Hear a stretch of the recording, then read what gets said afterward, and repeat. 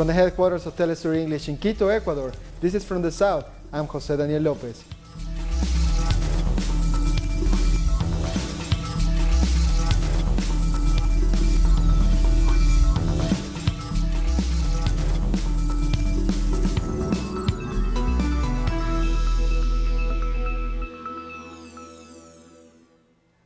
Thousands of migrants who are part of the caravan heading to the U.S. have left the town of Tapachula in Mexico. They are currently headed towards the town of Huixtla. There are reportedly 3,000 migrants in the group that is leaving Tapachula. Another group of thousands is still trying to cross the border between Mexico and Guatemala. Mexican authorities have tried to stop the flow of migrants, but many cross the river in makeshift rafts. And U.S. President Donald Trump has said his government will begin to cut aid to Central American countries for failing to stop the caravan. He also made claims that criminals and unknown Middle Easterns are mixed in with the migrants and that this is a national emergency. Those making up the caravan have responded to Trump's claims. The only thing we're looking for is for an opportunity to reach the US, to be able to work. Most people here are poor. If we had the economic means to enter the US legally, then we wouldn't make this huge sacrifice, suffering the terrible heat. You saw what happened yesterday. People fainted from the heat. Trump's tweet is very worrying. He doesn't know what we've suffered, as he was born with a silver spoon in his mouth. Well, we didn't. If he put himself in our shoes, it would be very different. If he walked what we walk, he never walks. A UN spokesman has confirmed that over 7,000 people have joined the caravan. Farhan Haq cited figures from the International Organization for Migration. Secretary General has been in touch with different leaders over the weekend. The thing he has been stressing is the need for the leaders to work with the International Organization for Migration, the IOM, and the UN Refugee Agency, UNHCR. He believes that this situation needs to be dealt with in line with international law and with full respect for countries' rights to manage their own borders. The states in the region need to cooperate on resolving the situation. And authorities in Chiapas say that over the past 3 days, over 1,000 asylum requests have been processed at the border. Over 300 of migrants have been relocated to federal shelters after being considered especially vulnerable. Authorities have said the government's main goal is to protect migrants' rights. Migrants of the caravan left the border city of Hidalgo to walk for more than 7 hours to Tapachula, Chiapas.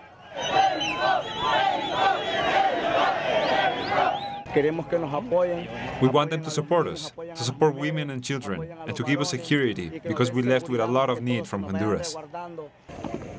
With the temperature being over 30 degrees, the tiredness and lack of food didn't stop them hitting the road to reach their destination. I am migrating because I have to, so I have a better life because over there we can't leave. The government doesn't help. In Honduras, people are starving and the president does nothing. The government of Mexico closed the bridge on the border, but the Mexican people, who empathize with their situation, helped them get through. We all need support. Maybe we have to migrate to another country someday, so we must be supportive, be good Samaritans, and support the most needy. I want to tell the authorities to open the road because they are in need. May God have mercy on them. They walked more than 40 kilometers and only stopped once. The police tried to convince them to take the bus that, according to the commissioner, will take them to a shelter. It is a large shelter. There are doctors, there is water, there is a place to bath. That's what we want to tell them. However, the migrants are doubtful and don't trust the authorities out of fear of being deported. They say they will only rest if it's really necessary and expect to arrive at the capital city in less than 15 days. Eduardo Martínez, Telesur, Tapachula, Chiapas, Mexico. Our correspondent Santiago Boton is on the bridge between Guatemala and Mexico with this update. It's another day on the binational bridge over the Suchiate River between Tecunuman in Guatemala and Hidalgo in Mexico. Things are getting back to normal here without the tumult we've seen over the last few days. There are still some migrants waiting to cross in groups of 40, as demanded by the Mexican immigration authorities. Most of them are women, many with children. Some of them are pregnant, as well as the elderly. The numbers are fewer now because on Sunday a much larger group decided to cross the border on homemade rafts. Other groups of Honduran migrants are either arriving at the border or are on their way after the main caravan crossed on the weekend.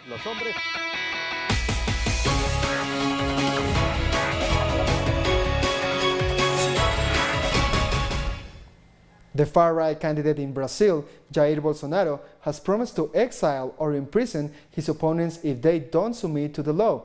In a speech to supporters, the former army captain said that if elected, he will use the armed forces to combat any violence which may follow his election.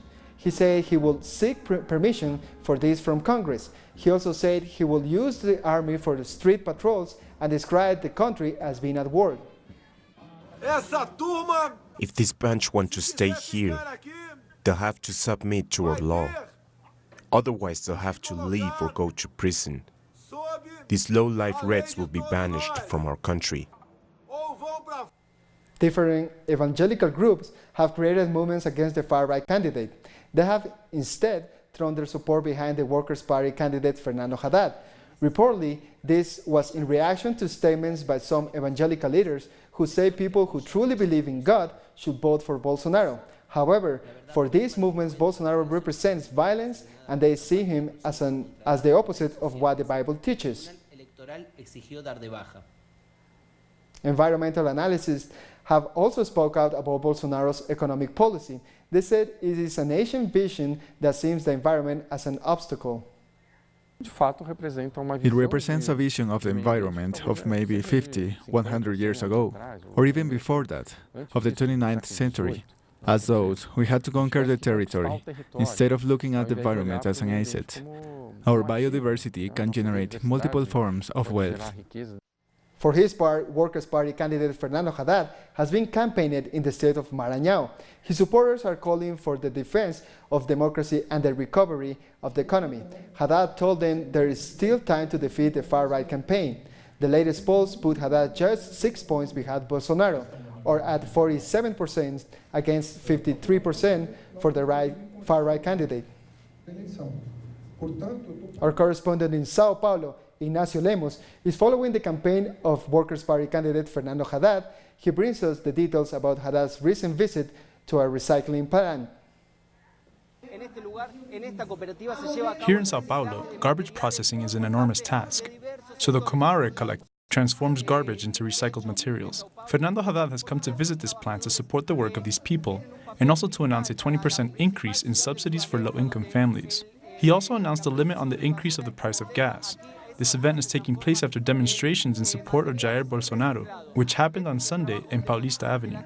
It's worth mentioning that in a recent video, Jair Bolsonaro said that if he wins the presidency, he will sweep away the left wing. Various social movements have continued to reject Bolsonaro's candidacy and have stated that a meeting like today's with Haddad will not be able to happen if the far-right candidate were to win. That is why they say Sunday's vote is crucial. Another video surfaced this weekend, this time of Jair Bolsonaro's son, lawmaker Eduardo Bolsonaro, where he warns a possible shutdown of Brazil's Supreme Electoral Court and possibly imprisoning the court's judges. We'll take a short break now. Join us in a few.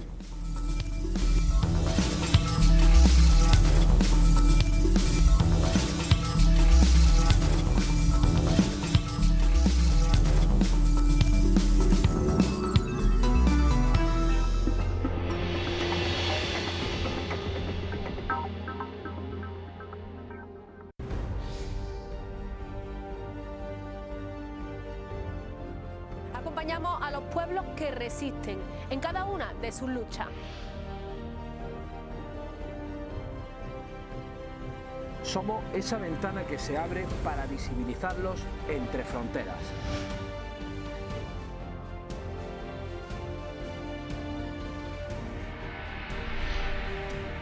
Thursdays, only on Telesur.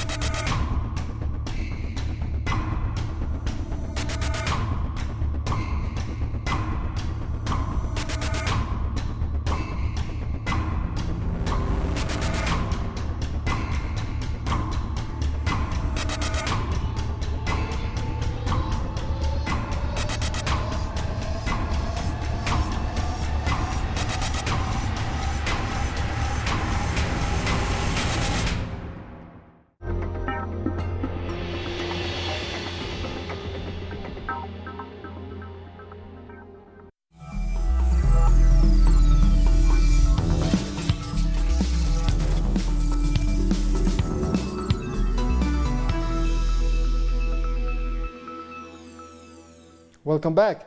Former Ecuadorian Vice President Jorge Glas has started a hunger strike after being moved to a new prison. Glas lawyer Eduardo Franco Loor has confirmed the strike on Twitter. Glas was sentenced to 6 years in prison for allegedly receiving illicit payments from the Brazilian construction company Odebrecht. Earlier, Loor condemned the conditions in which the former vice president is being held. We are making the authorities responsible for the life and well-being of Jorge Glas.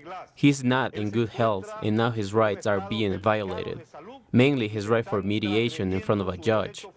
Glas has requested the annulment of his sentence given his innocence. We are condemning this violation of his human rights and sending complaints to the UN and the IACHR. Still in Ecuador, a trans woman was reportedly tortured and then murdered in the province of Cotopaxi.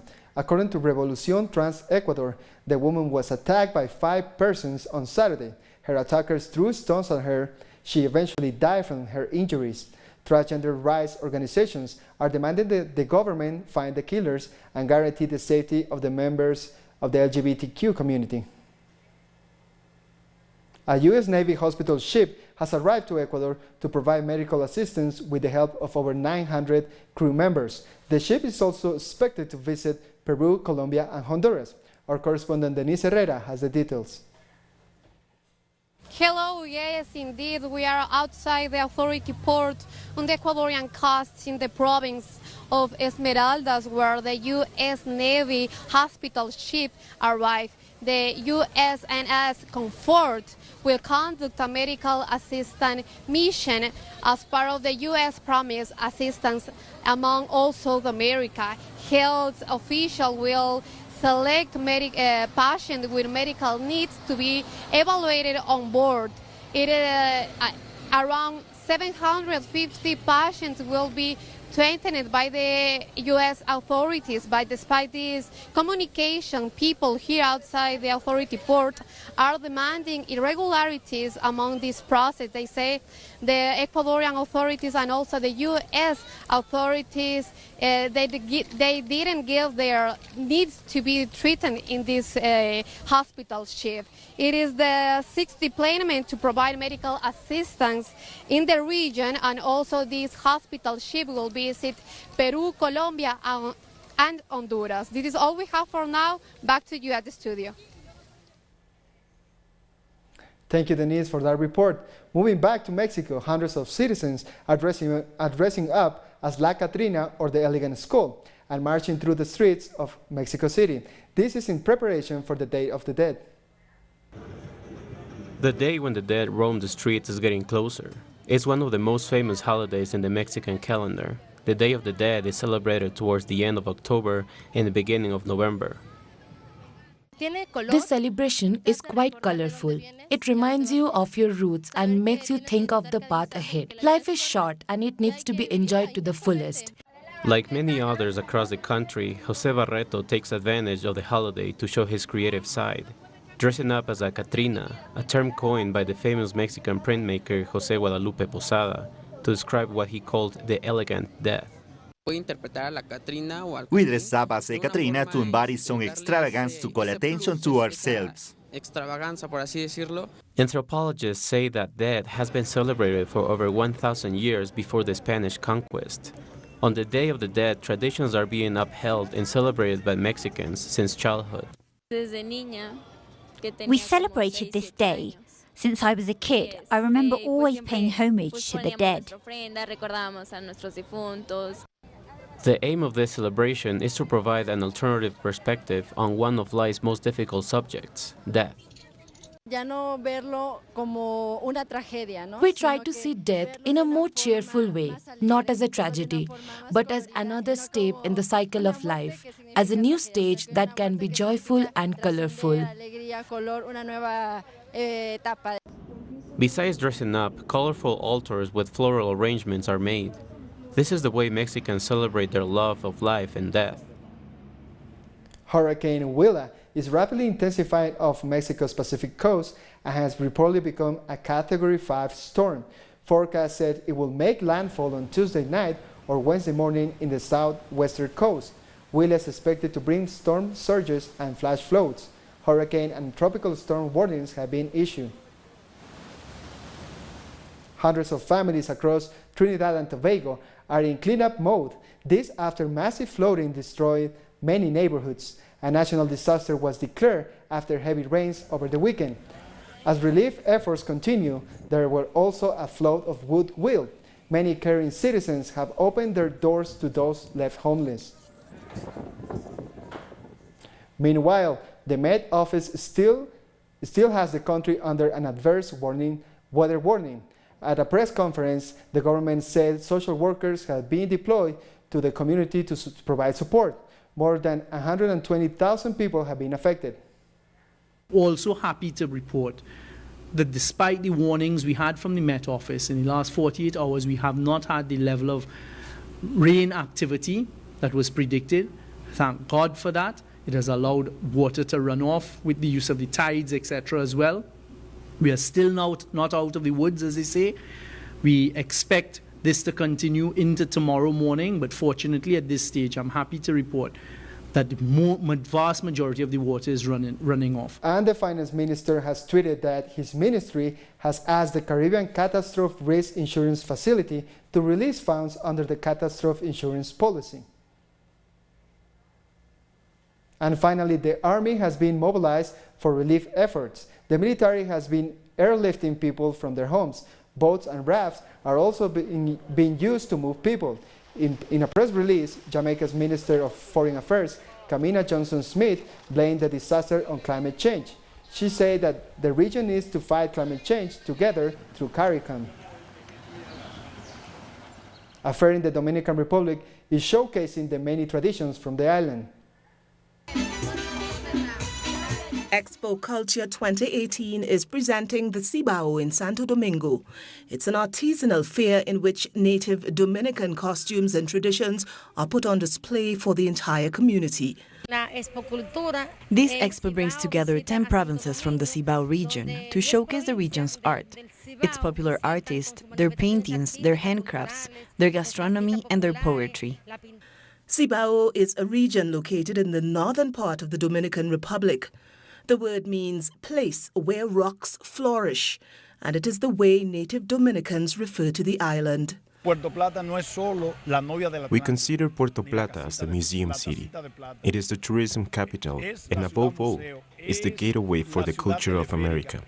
One of the main attractions of Puerto Plata are the majestic colonial-style homes that were inspired by English designs. In 1976, there were 358 colonial-style houses.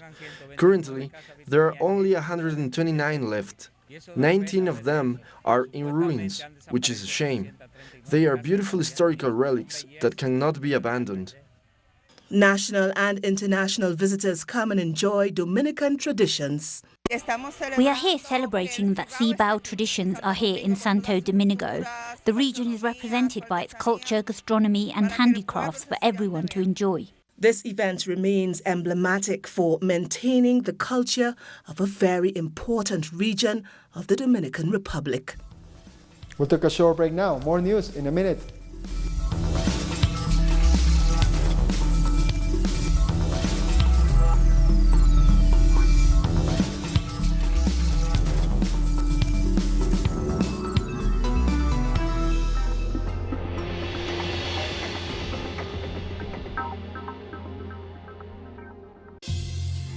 And this October the 28th, the people of Brazil go to the polls again to elect their president in a second-round vote where democracy is at stake. Divisions for the country compete amid tensions over decisive elections for the future of the South American region. Telesur brings you all the developments of the event from the giant of South America. We are connected with you on our website and social networks. Coverage Brazil Decides 2018. Second round vote. Only on Telesur, the news source of Latin America and the Caribbean.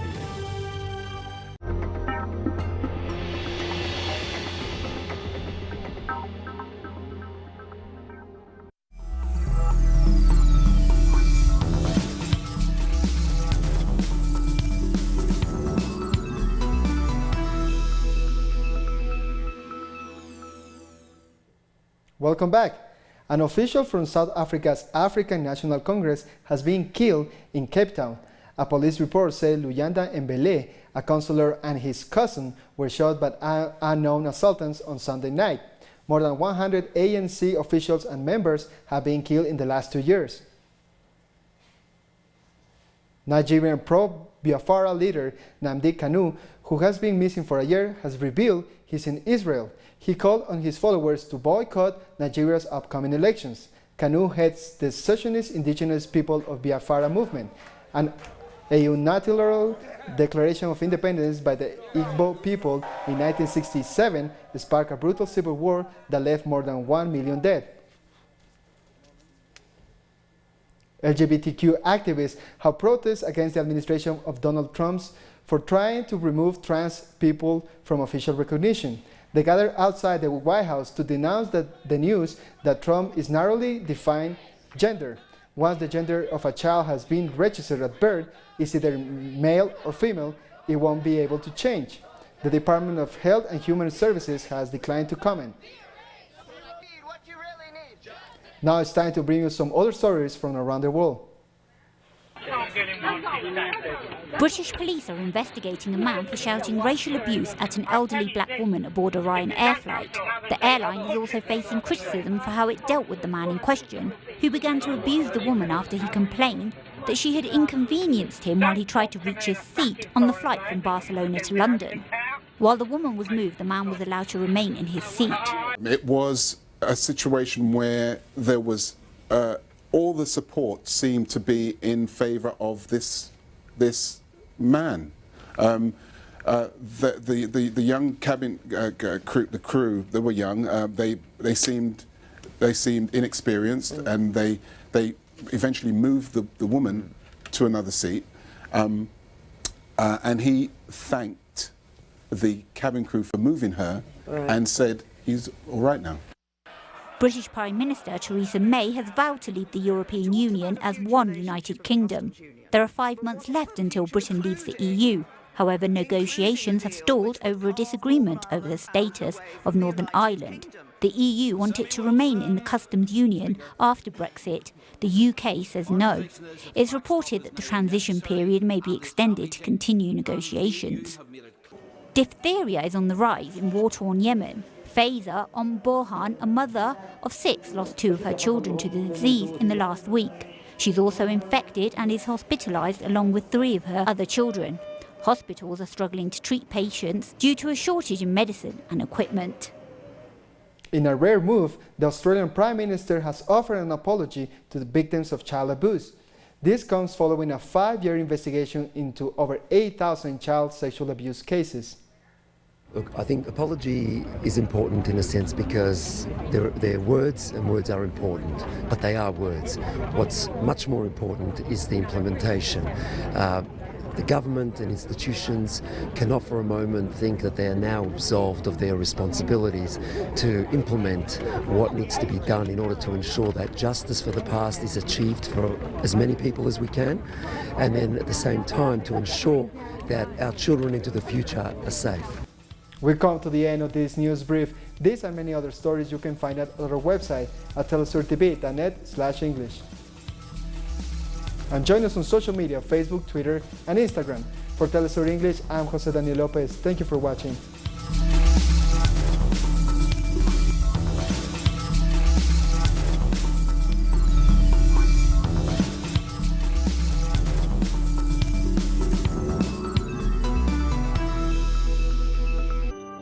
Enjoy our programming from Monday to Friday, where you'll find the best information on culture, innovation, conservation, human well-being. Keep up to date on the latest innovations in science and technology with Atomun. The habits and knowledge you need to live a healthy lifestyle are on Guide Your Body. Environmental consciousness is required to preserve our Earth. Undergo your transformation on Green Zone.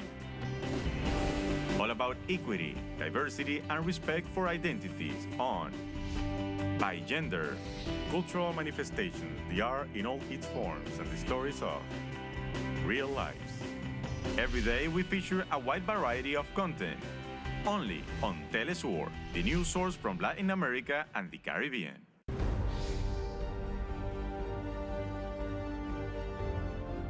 Acompañamos a los pueblos que resisten en cada una de sus luchas. Somos esa ventana que se abre para visibilizarlos entre fronteras.